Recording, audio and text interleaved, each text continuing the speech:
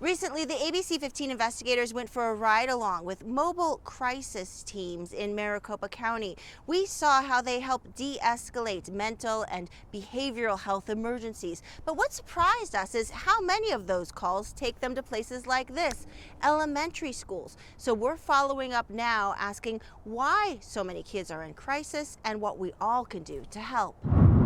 It's already dark when the mobile crisis team wraps up at Pendergast Elementary School one October evening. They spent 2 hours working with a child needing immediate intervention and helping the parents with next steps.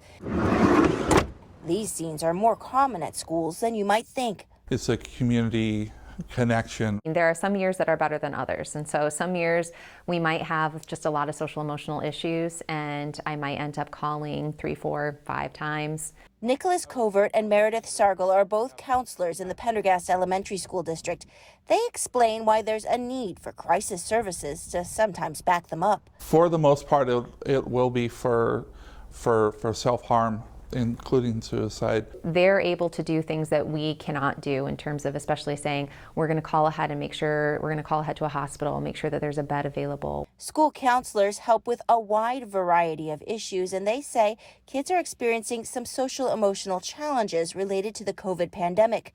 A lot of anxiety about what's going to happen, what has happened, what could happen in the future for their family who is maybe currently sick, or if they have family in other parts of the country. Another big issue for little kids, grief.